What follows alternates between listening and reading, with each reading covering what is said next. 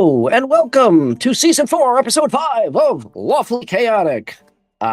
With me, as always, I'm Brian from RPG&Co. With me, as always, is Jason, the storyteller from TTRPG Academy. Thank you all for joining us. So we already have Warpgate Studios, who I just followed back after he followed me today. Popped in first to the chat on Instagram, and the reason I'm bringing this up, well, because he beat 3 miles over in Twitch, but usually when I follow people back, I take a quick, I maybe shouldn't spill the beans on this, but I take a quick look through their feed, and I'm like, is that something that I want to see every day? And that kind of determines if I follow them or not. I think that's a healthy way of like expressing a bit of like graciousness towards people. You know what I mean? Like look at their stuff and go, okay, I'll follow you because I like your stuff. Don't follow me just because you need a number. Exactly. That may not be what you want. Exactly. So suffice it to say, I looked through his feed and one particular post popped up. It was quote. It's like, wait, you're gonna have to correct me if I'm wrong, but it was something like, you know, I meet somebody and they say, oh yeah, but it's just a dog, and then I look at them and I think to myself, yeah, but you're an idiot. I was like, okay, I want to follow this guy. So anyway, thank you for that laugh and welcome. Thanks for joining us. And not to mention that your mini painting is freaking awesome. So anyway, if only I had that skill.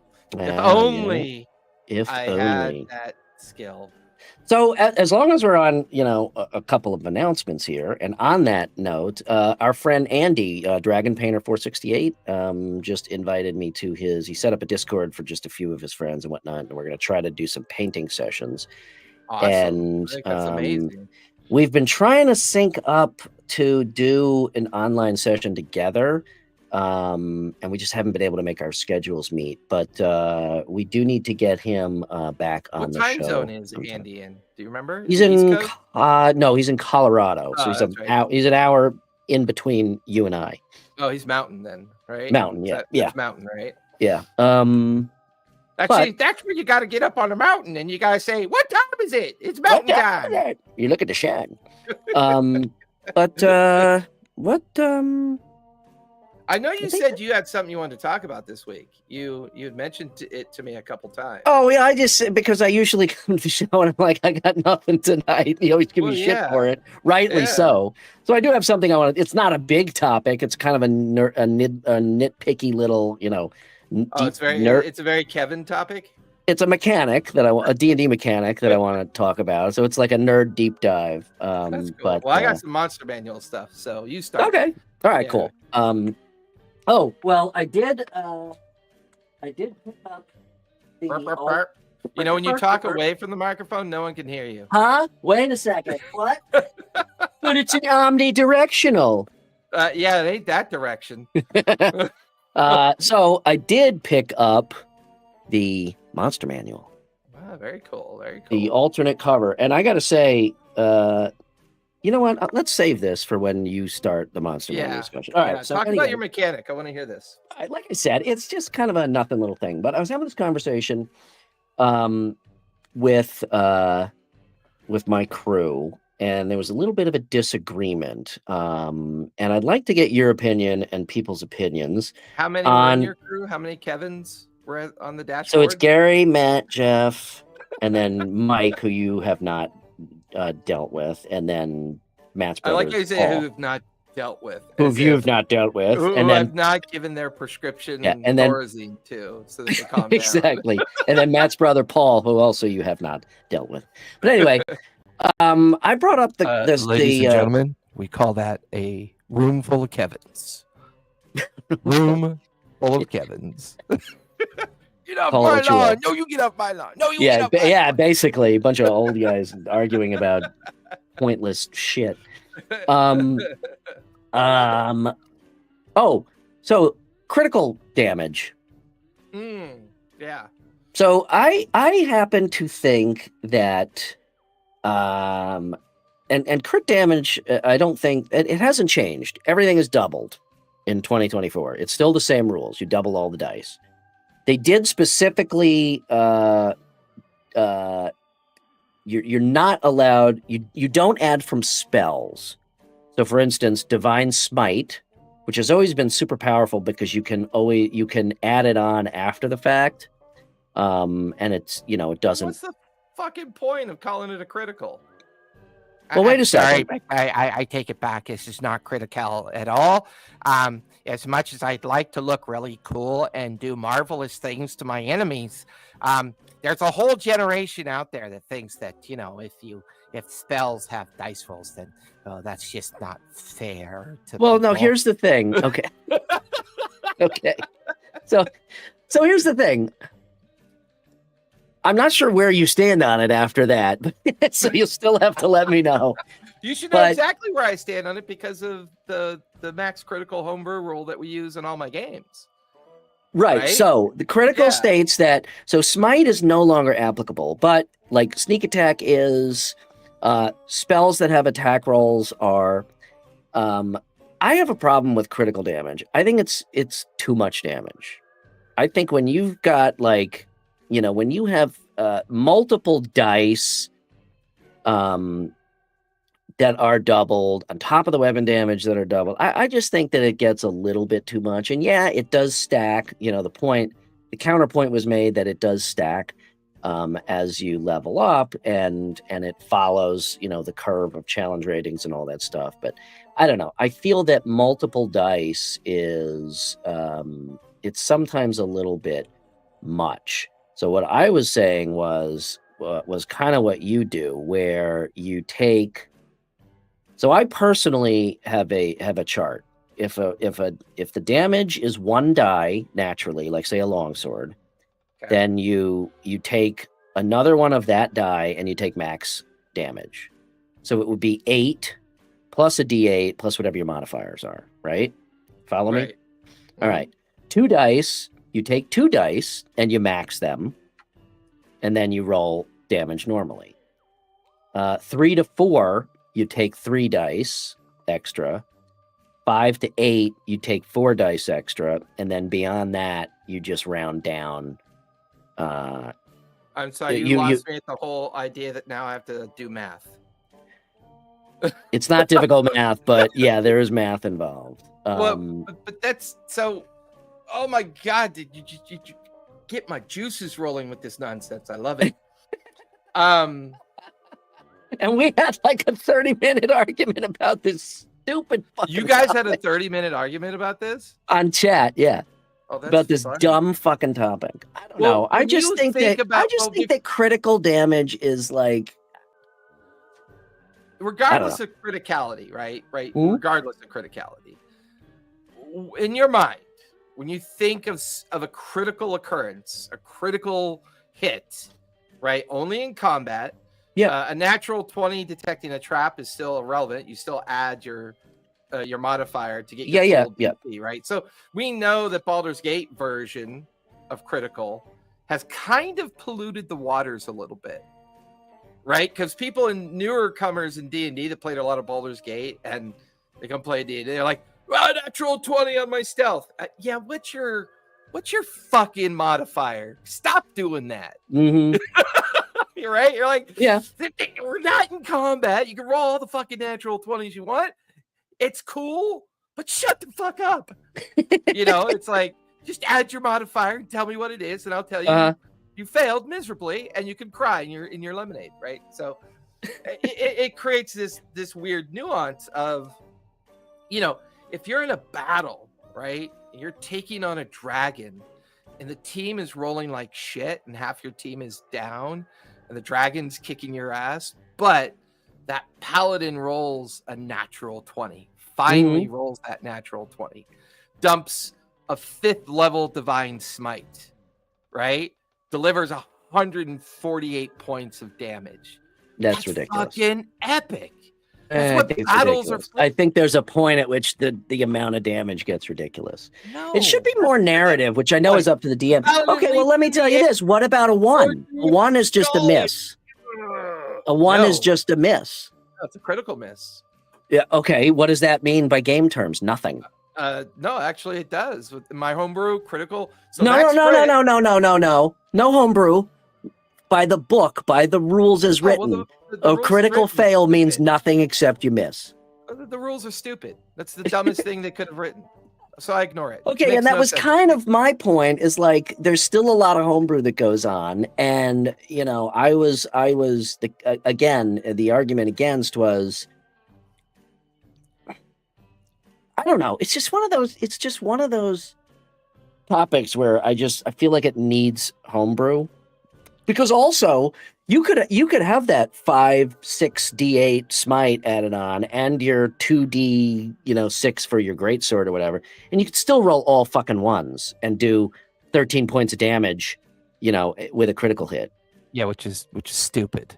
Which is stupid, and that is Still stupid. conversely stupid. So Right. I don't know. I was advocating for closer to what you do, where you're guaranteed a certain amount of damage, but not the potential for But a easy ridiculous math amount of always damage. wins. That's the thing. Easy math always wins. And when the players begin to realize their capabilities are Mhm. scaling in such a way that now they're going to take more risks, hoping to get that natural 20. See, if the risk and reward suck, then you mitigate what you do, and therefore the likelihood of a natural 20 being of any value begins to decline on the back end of the scale. So, when you throw in the homebrew rule for max crit, which for anyone out there, max crit is a fucking blast. If your player rolls a natural 20, anything they're doing damage with, they automatically max all the dice. Right, so if they're hitting with a battle axe, it's automatically 10 points of damage. If they have some other, like maybe they have Hunter's Mark or something, that's automatically 6 points of damage. Or if they have sneak attack, 3d6, that's automatically 18. If they, See, that to me makes sense, but doubling on top of rolling normal and the potential for like 100 fucking points of damage. It's not really doubling, right? Because No. I'm saying with the normal rules. I'm saying your way.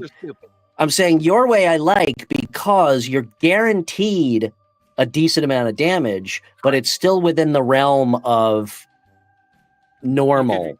Right. Because even with your max damage, if you roll a shitty roll, it still kind of falls within the expectation of the bell curve, right? On occasion. Wait a minute. You're saying you get max damage and then you still roll all the dice? Yeah, of course. You guys have been. Oh, see, that's even worse than the fucking regular rules. Not really, because the odds and the calculations play out almost exactly the same. But you're still rolling twice the amount of dice. I would just. No, you're not. I would homebrew it. I would homebrew it one of two ways. Either you just roll the same amount of dice, but everything is max, or, like I said, a very simple chart that determines how many extra critical dice you get depending on how many dice the original attack had. You know who makes charts?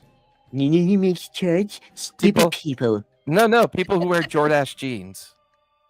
What the fuck is that supposed to mean? When was the last time you seen a pair of Jordache 80s jeans? called. It wants its analogy back. Look, I know we always go back and forth about the whole chart thing, but I think I've officially been burnt out on the whole chart thing. There's a couple charts I like to use. You don't like mechanics at all. If it was up to you, there wouldn't even be a game. You would just sit in a room with people and be like, let's just pretend. I love mechanics that make sense and give people the feeling they're having fun. Okay. If you include mechanics that feel painful and like forcing people to have to stop and count their toes and fingers, okay, not really a fan. Easiest solution for me, I would just say no extra dice rolled, but all of the dice you do roll are maximum damage. Yeah, I guess, but that doesn't feel very cinematic. But I mean, it is an easy solution. It would be. But like the idea of watching the narrative that, player, that goes along with it. Watching that rogue, that 10th level rogue, plunge that dagger, into the back of somebody with sneak attack. I've done 120. I think I did 123 points of damage once with a warlock with two in a round. Yeah. Because it was like 2 crits or something like that. Yeah. And I mean, it was awesome to do that much damage, but 123 points of damage. See, I don't have the same conflict that you have. I'm not a player. Yeah. I don't get to play. Well, apparently I have I'm the only. zero I was conflict. outruled 5-1. So apparently I'm the only one who has a problem with the crit rules. So So the pool of Kevins that you were working with basically said that you either double your dice or double your roll, right? So even though you've already kind of surmounted the mountaintop of getting that lucky natural 20, right? You've already beaten the odds, Mhm. right? Which I have a data point to share in a moment, but you've already beaten the odds, right? You got that natural 20. It's rare. Maybe you're the only one in an hour and a half of combat tonight that got that natural 20, right? You roll your D10 because you're gonna double your what you roll, not double dice, right? Because you get to pick, right? You get to pick. Right. So you roll a D10 and you roll a 1. You did 2 points of damage. Yeah, that sucks. Right? And then you add your modifier. So let's say your modifier is a +7. You rolled a natural 20, which is a very rare thing to roll, and you did 9 points of damage. I agree. That's dumb. By the also. way, I'm in the bottom of the initiative, and I only got my 1 attack. Yeah. That's dumb. That sounds like I definitely think that there should be some kind of max damage. To me, it's just, I guess the problem I have is when like a game I don't want to play. Well, okay, then I guess I'm wrong. I concede the point, and everybody else can go fuck themselves. Well, no, you're right. No, but my point to you is you're right. Your friends are wrong. You're absolutely right. Like I think I'm more of the extreme because I really love to see the players have a lot of fun. I just have a problem when you start adding on, like, again, for instance, it's a good thing that they got rid of Smite because that was ridiculous. But so let's take Sneak Attack as an example. So I just, when you're rolling like 12 dice, it's a little bit, starts to get a little bit creeping towards the whole OP. Point of critical, right? I mean, that's the whole point of critical. It's so rare. Yeah, it's not that much of a deal breaker, guess. but it introduces some really solid edginess to it. Like I was saying before, I'm not a player, right? So my scope is very different. You get to have that inner monologue discussion of player versus DM, versus DM, which makes more sense. Do I enjoy being a DM more? Do I enjoy being a player more, right? So as you go back and forth in your mind, you're like, my DM brain is saying this is a little bit overkill. Maybe there's a different solution. But as a player, you're like, oh, fuck yeah. My no, this view actually comes from me as a player more than a DM, believe it or not. I think so, huh? Yeah, I really do. I think you should roll for deception. I got a critical 20 on that roll for deception. But I think it's a great topic because I think, like, for example, in a 3-hour combat session, you're almost guaranteed someone's going to roll a natural 20. Of course. Right? But the bell curve begins to decline rapidly, right? As the combat decreases in time, right? The odds diminish. So in an hour of combat, the odds drop, they plummet. Right? You're really on this bell curve thing as of late. Well, it works. Don't drop. Remember, the dice don't have memory. The bell curve. But the dice have limitations. The dice do have limitations. It's called the probability scale, right? So if you roll a d6 100 times, the permutation of that result becomes predictable. So as you build these games, every single roll is a 5% chance of rolling a 20. Period. Not when you include time.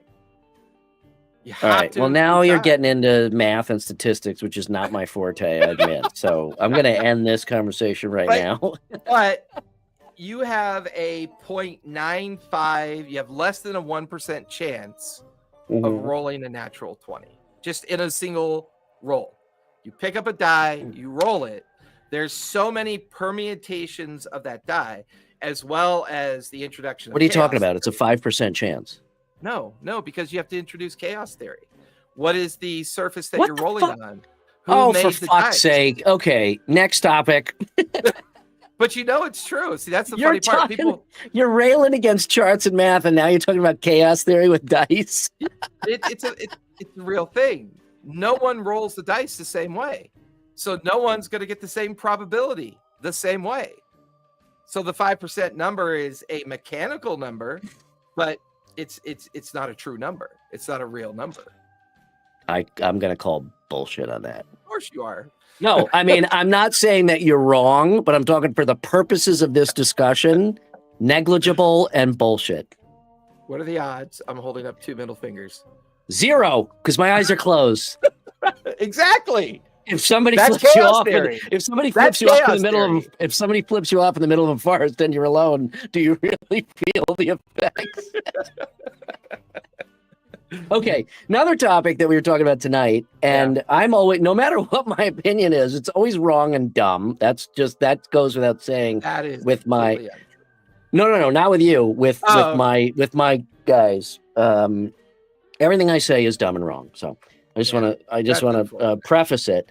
We were talking about feats, and and what is your opinion on WotC? Excuse me. Oh my God, pardon me. What's your opinion on WotC over compensating for either something that's OP or not OP or too nerfed? I kind of feel like they take one extreme and they just go to the other. And the specific example, when it comes to feats, now feats, forget about multi-classing for now, all right? Because at the end, it works out to be the same anyway. But over 20 levels, which can take 3 years, right? Let's say average. What's the average for 20 levels? 2 years, 3 years? It depends on your DM, so it's okay. It's a long fucking time. Yeah. Okay, you get 5 feats or stat bumps. Now the point was made that it was an agonizing decision. Do I take a feat? Do I take a stat bump? Yeah, it was. So consequently, they kind of nerfed feats across the board. Lucky, which was I must take lucky, which was kind of dumb because, it's like, well, what feat am I taking? Well, I'm taking lucky. Why not? It's just a mechanic, right? There's no real story. It rarely weaves into somebody's character background story. So right. They changed that from what we all know lucky was to now you can just give yourself advantage, which is fucking stupid, in my opinion. Because there's a whole bunch of ways you can get advantage. So they took something that was supposed to be really special and they made it boring as shit and not even worth wasting a feat on, in my opinion. Because you can do it like, I think it's your proficiency bonus a number of times per day. So, a low-level character, you can twice a day, you can give yourself advantage. Big fucking deal. So it went from a must-have to now, I've got nothing else to take, so maybe I'll throw in a lucky feat. Another one is dual wield, advanced dual wielding. It used to be dual wield gave you, it didn't give you a stat bump. I don't think the old one did. Because a lot of feats give you 1 point of stat bump, but it gave you, one of the weapons didn't have to, or the weapons didn't have to be light. It gave you +1 armor class if you were using 2 weapons. You can draw or stow 2 weapons. So now only one of the weapons can be not light. One of them still has to be light. There's no bump to your armor class. You still don't get the damage modifier for that attack. You can still draw and stow 2 weapons. So really all it does is it allows you to replace one of those light weapons with a non-light weapon. However, you do get a 1 point stat bump in Dex. So I think they kind of nerfed it too much, but they put that stat bump back. And this is more of again, kind of a cheesing the mechanics, but when people build characters, you naturally try to adjust your scores with racial bonuses and whatever so that you're on even numbers, because the odd numbers we know don't give you a bonus till you get to the next even number. So for a lot of times, taking those feats and getting a 1 point stat bump, that's kind of a throwaway half the time. Unless you really plan ahead and think like, okay, level 4, I'm going to take this one that gives me a dex bump, and at level 8, I'm going to take this one that gives me a dex bump. But you're still waiting 4 levels to have that aspect of that feat mean absolutely anything. Well, so once again, you're kind of taking us back to some of the original conversations we had last year is the problem leveling then, and maybe a point system makes more sense, right? Maybe if you go back to a point system using points and skill points to build your character, does it give you so many permutations that you could, that it doesn't really matter at that point because right. And I agree with you 100%, but let's leave rebuilding the core mechanics off the table.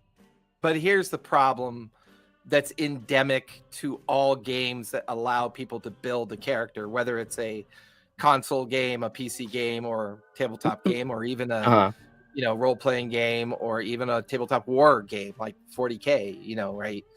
The fundamental challenge you have is that it is a game of combination of possible outcome, right? It's a game of combination of possible outcome within the period of time that you're utilizing that combination to see what those possible outcomes are going to do as you play with that particular formula.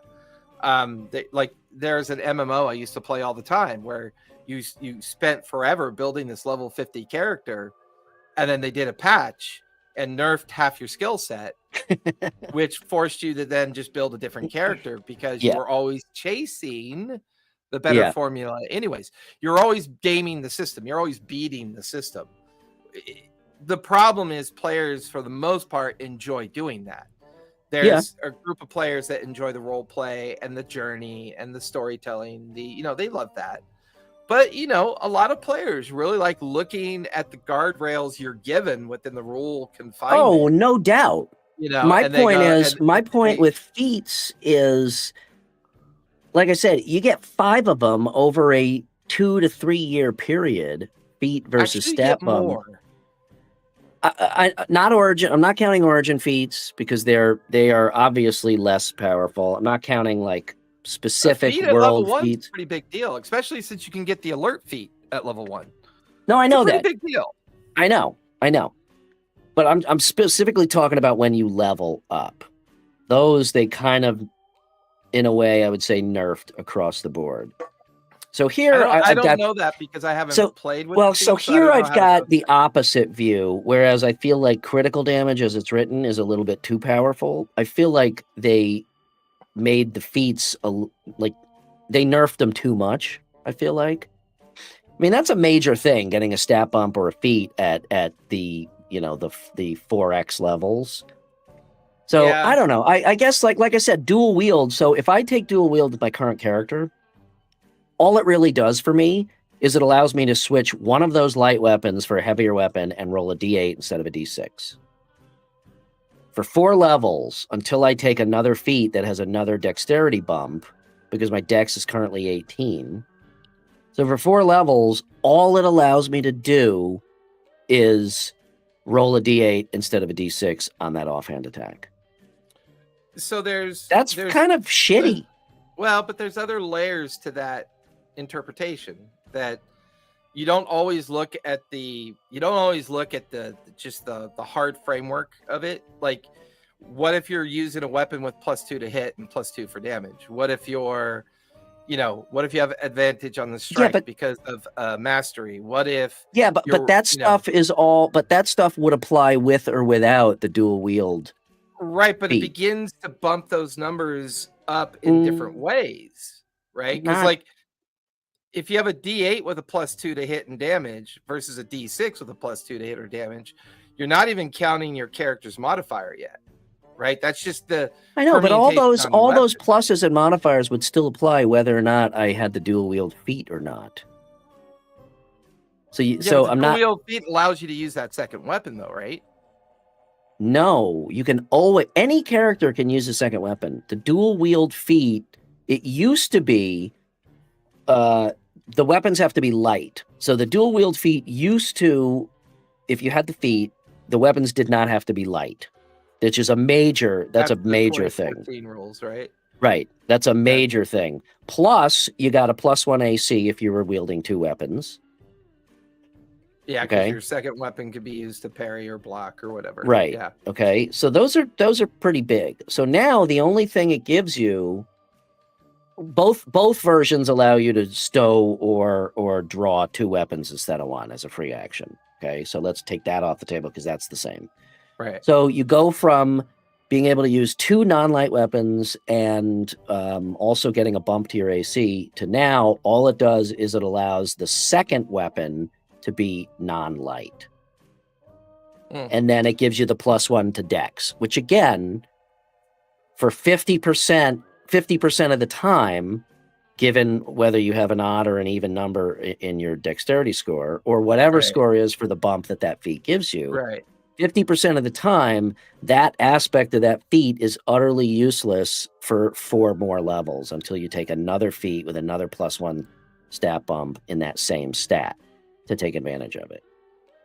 So I just and they kind of did that with a number of feats. They nerfed them, but they added that +1 stat bump to alleviate the agony of having to decide, do I take the 2-point stat bump or do I take a feat? And yeah, some feats did give you a stat bump. Now a lot of them do, but it's because they pared down the core of the feat.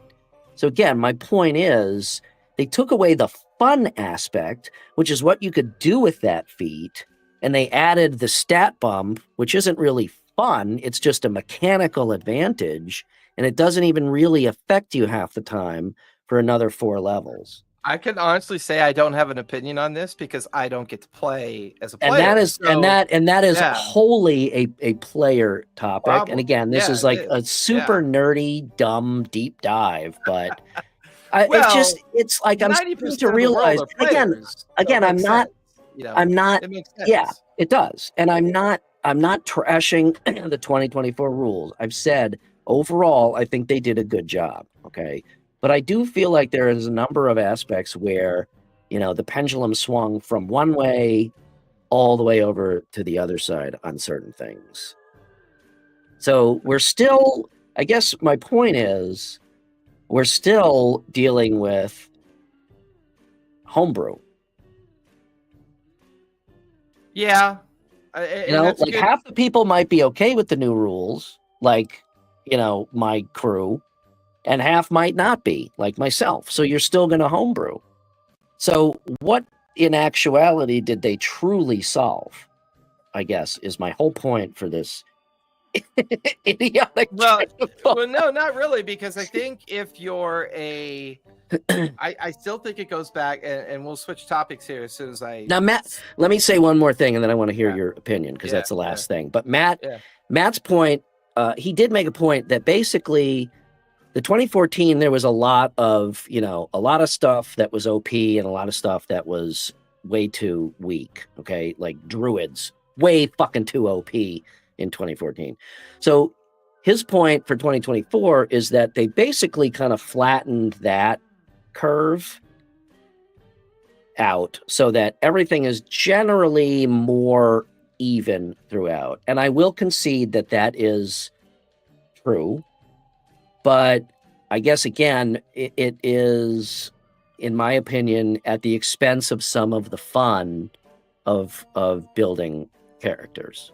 Yeah, I'll leave it as a player problem, but I will point out that the monk is broken. The monk is... Well, now, wait a second. So you can't refer to that in your 4 AP system. No. Even outside in a one-shot that I did with a group, the monk is just ridiculous, just absolutely OP, ridiculous. But so much fun that I'm okay with it. I'm watching that monk do its thing. I was like, oh my god, that was so epic. But then again, my final point on this would be it's a player problem. It only becomes a DM problem if the players don't like what they've built. Well, yeah, right? And I guess I'm asking this as as a player, but I guess. To your point, it's hard to answer because my answer is going to be you need to build what you want to have fun with, and if you don't like the way that feat is, let's just homebrew you a feat that you like, right? Well, let's see, not all DMs are willing to do that. Correct. Only the good DMs do that. Yeah. So I guess my point is, or the ones that you can walk all over. I guess my point is. Again, overall, they did a good job, with a refresh without fucking up their entire core mechanics. Oh, But I'm not sure that it solved some problems, and in my opinion, created others. And we're still in the same place with needing to homebrew. it's your stuff. audience, right? The audience is newer It is, players. yeah. It's newer players. So Yeah. it makes sense. Once again, Yeah. from a demographic perspective, where you're trying to get new people to play, making it a little bit monolithic and a little bit more homogenous is probably easier to bring players into it. Just like species and background are a little bit more fun at level 1 now to do a lot of Yeah. level 1 stuff. And it's a little bit safer, a little bit easier for new players to not feel overwhelmed by this, kaleidoscope of choice. Yeah. On All right, that let's jump on to your topic. So Monster did pick up Manual. the Monster Manual alternate cover, and the only thing I will say is this might be the second coolest cover of all time for D&D books. I think the first was Volo's alternate cover, Volo's Guide alternate cover, but this one it's freaking awesome. Yes, whatever you do, don't let that BG Lyrian bandwagon, fall out of your scope of choice. Get that mind flayer on there, because then you capture all the BG3 people, all the new coming D&D people, and even the old school people are like, that mind flayer is pretty fucking cool. It's fair game. You've got Mind Flayer, Beholder, Dragon, and a Mimic, I would say, are the iconic, and a Gelatinous Cube are the iconic D&D monsters. You know what you don't have as a stat block in the new Monster Manual? Which monster or what aspect of the stat block is missing? Orcs are no longer in the Monster Manual. Oh, because they're a playable race. They're a core playable race. Yeah. But what's interesting is Goblin is in the Monster Manual. Really? There's no orc in there? There's no orc in there, my friend. I'm gonna You've never heard me say this before, but that's fucking stupid. I love it. It makes no difference to me. No, Because that's dumb. All my orcs are NPCs now, anyways. They're all. If I'm going to build a tribe of orcs, they're going to be clandestine. They're going to be a society. They're going to be something interwoven into the world. So I really don't care. It's mostly pissing off all the first, second edition people. There's no orc in this book. Yep, there's no orc. I was disappointed that they didn't take out Goblin. Half my players are orc. A third of my players are Goblin. Well, if you're going to do one, you should do the other. I disagree with taking it out. I know why they did it, but if you're going to do one, you take out the other. There's no stat block for elf. There's no stat block for half elf. There's no stat there would never have been. No, they used to be in first, second, third edition, 3.5. They gradually, as these things became core choices for the players. Yeah, there was not really a need to keep them in the manual. Okay. Because people were using them and they ended up becoming NPCs, or they were morphing into something different, but there's so many people out there that have such a link to the orc,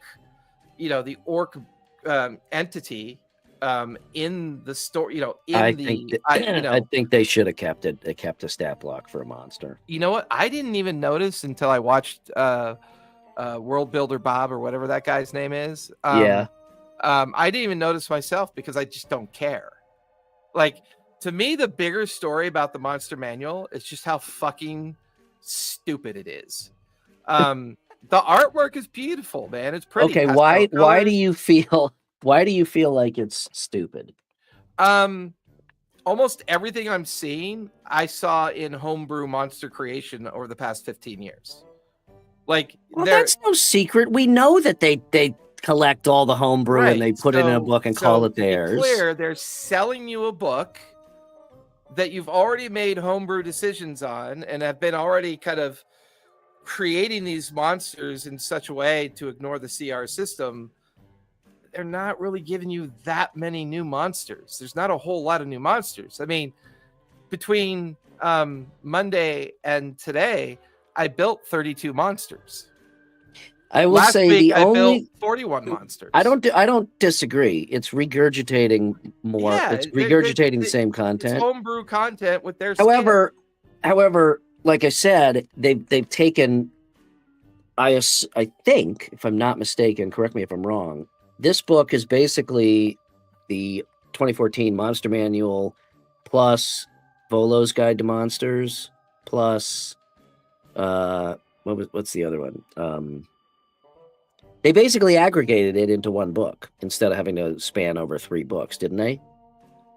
I'm assuming that's what they did. Okay. I don't really know. They All right. don't talk to the community about what they do. They just Yeah, I know. The showcase art. only really big change that I can see is that they now have attribute blocks for every monster. So strength, intelligence, dex. They've got all the scores, which is helpful because I've been there are doing that in times. all my homebrew for ages because Yeah. I knew I needed that. I wasn't going But to wait 10 years or 15 years for a book to tell me what I already fucking needed, you know? Yeah.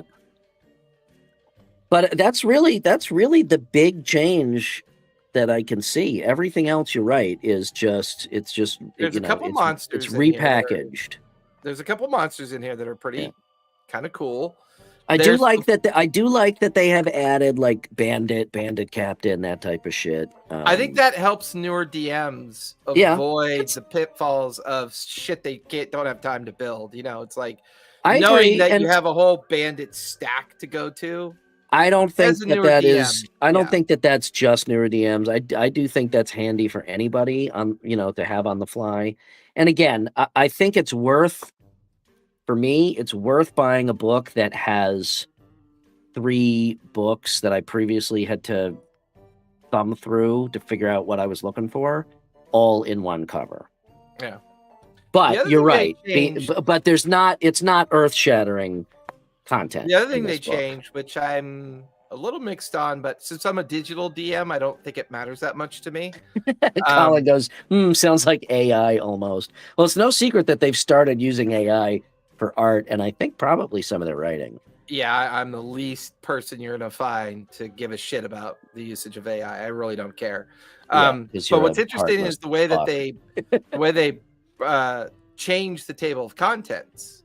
Yeah, that almost kind of gives the illusion of more choices, right? So I didn't even look at the table. I just picked it up a couple days ago. Before, when you go to look at dragons, they were in one section of the monster manual. All the dragons were there for you to kind of go through. Dragons. Oh, here, brass dragon, bronze dragon. Right. That's shifty. That's fuckery. Right? Well, it also doesn't really help you that much because now you're spending too much time. Same with bandit captain, bandit crime lord, bandit deceiver. Right, and then look up demon or devil. Nope.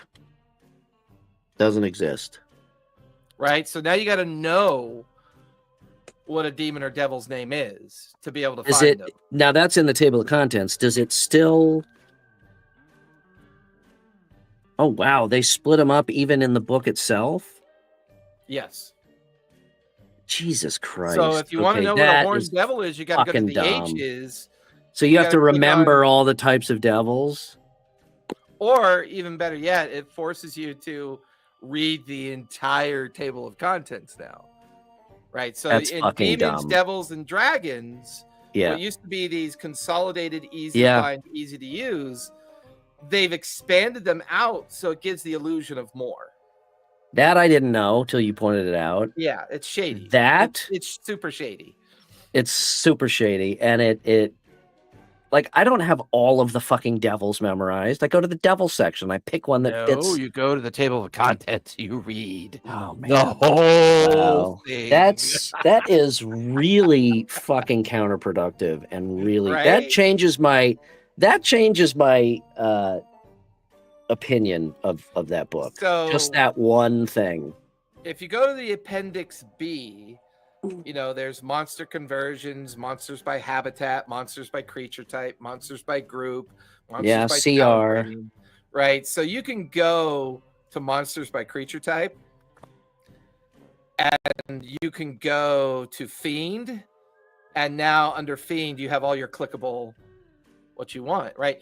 So they built this book for digital use. This book is for digital use. It is not. Yeah, but they didn't add page numbers. So now you got to go back to the table of contents after you reference. That's a digital. Yeah, well, that's in the in the development world, we call that super lazy, like super lazy, right? Because basically what you did is you built an amazing digital product and you kind of put out a meh book because book sales aren't really up all that good anyway. So why bother? But we'll put a really pretty cover on it because it's going to convince you to buy it.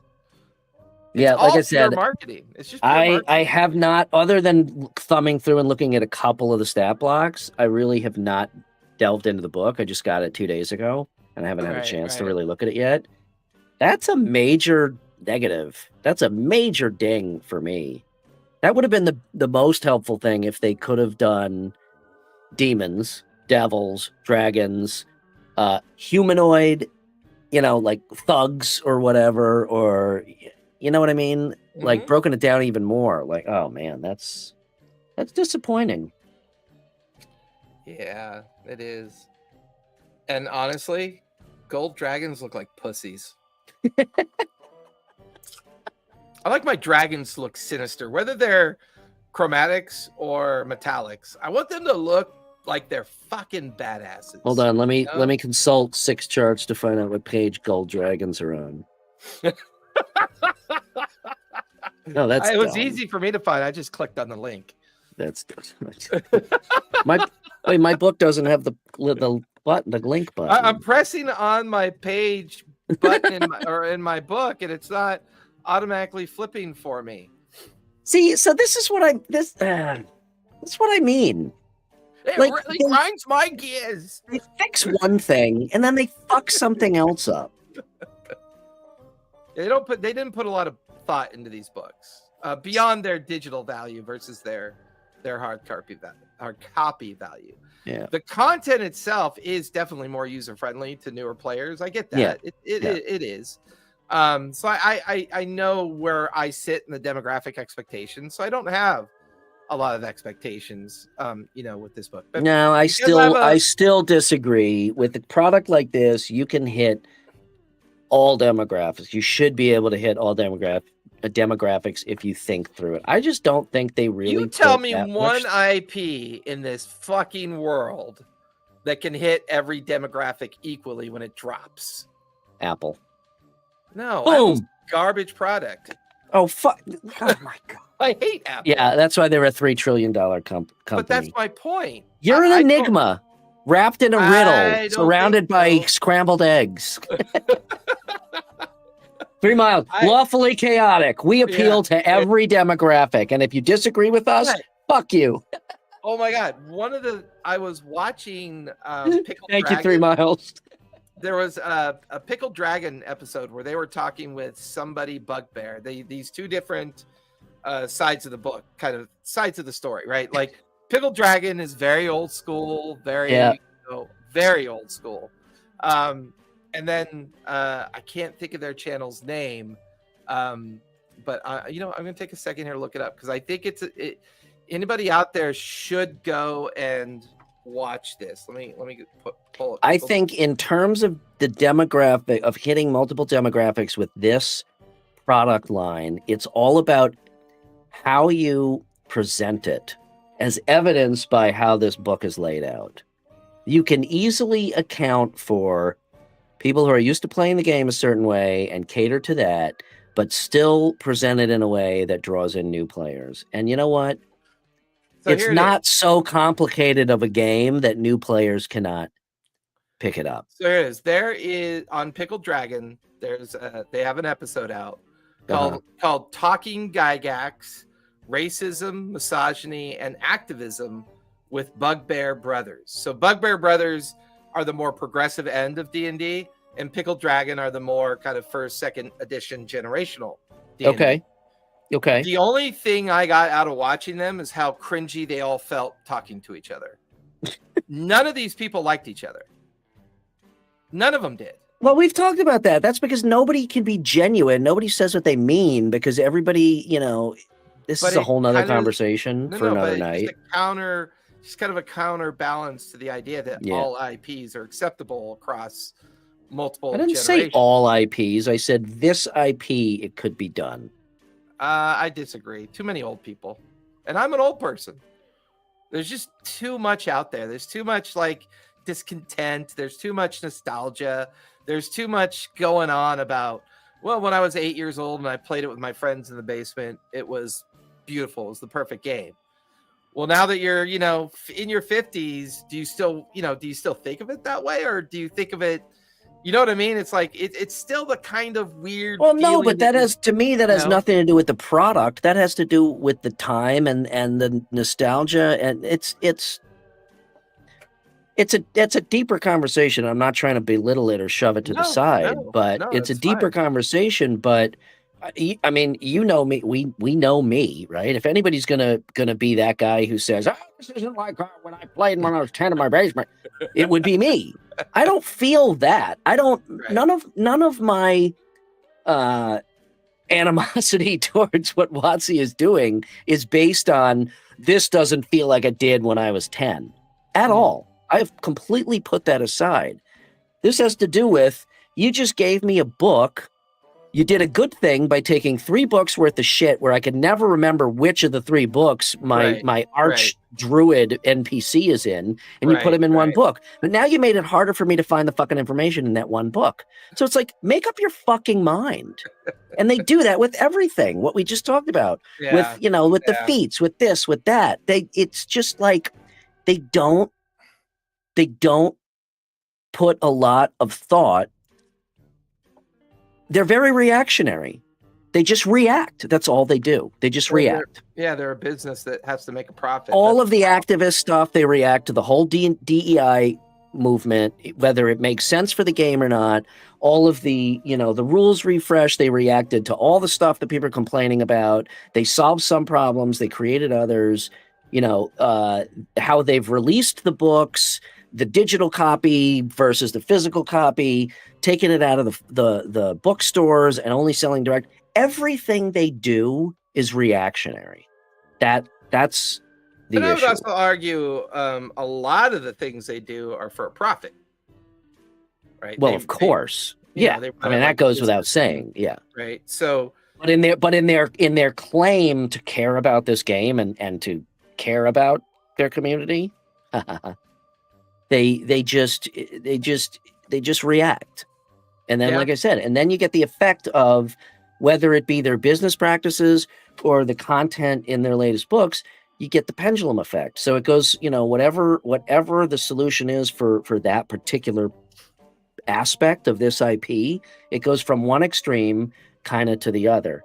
Now, to Matt's point, overall with the 2024, the effect of that is to flatten out, the inconsistencies in the game itself. But again, I still contend that we're still going to be homebrewing, because there are changes. You can't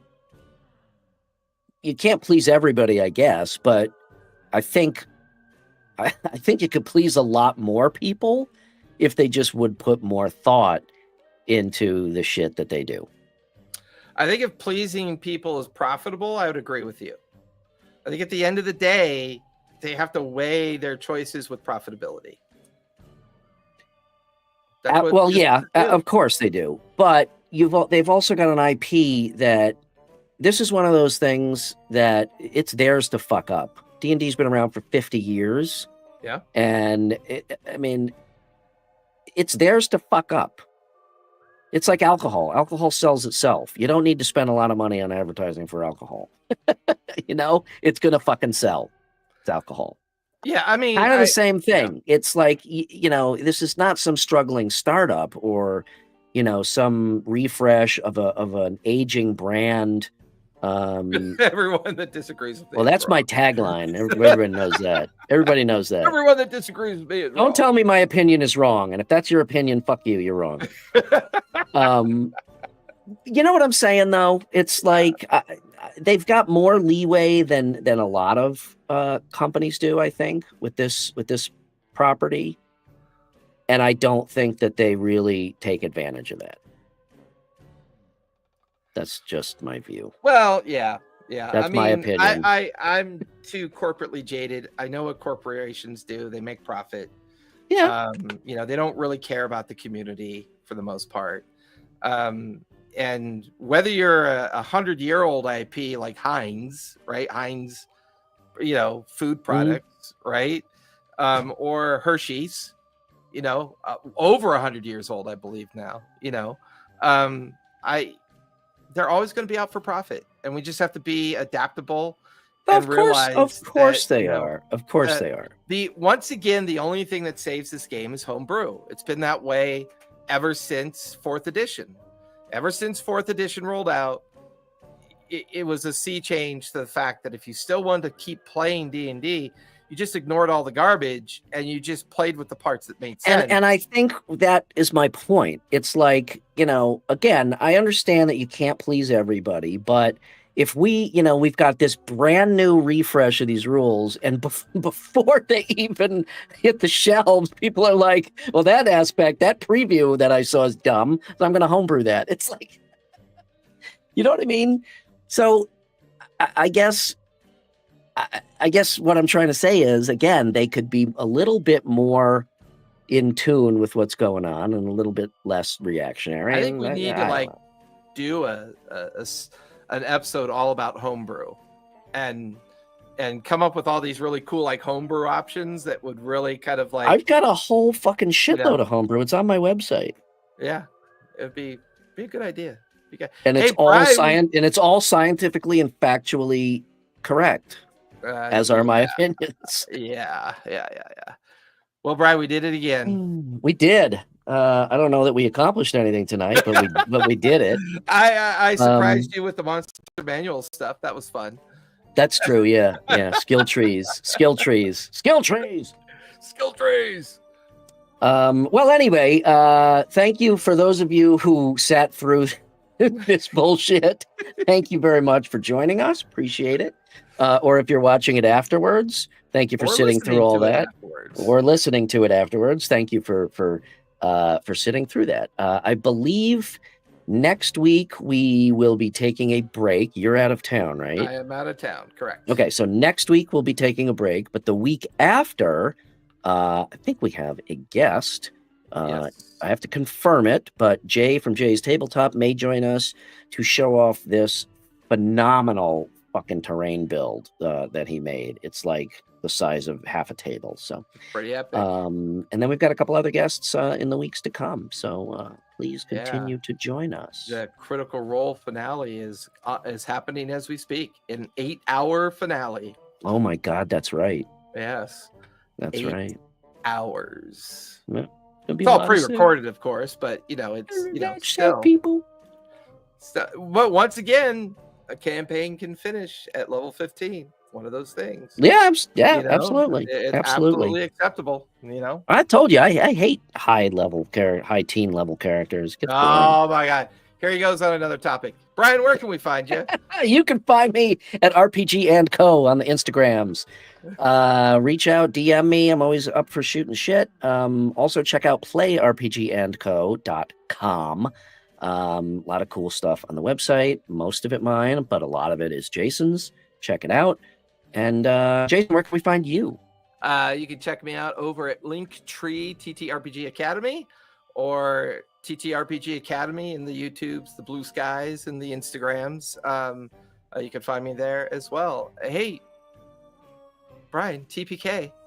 Tell a story, Jason. Play a game. And most importantly, please remember, be kind. Thanks, everybody. Have a good night.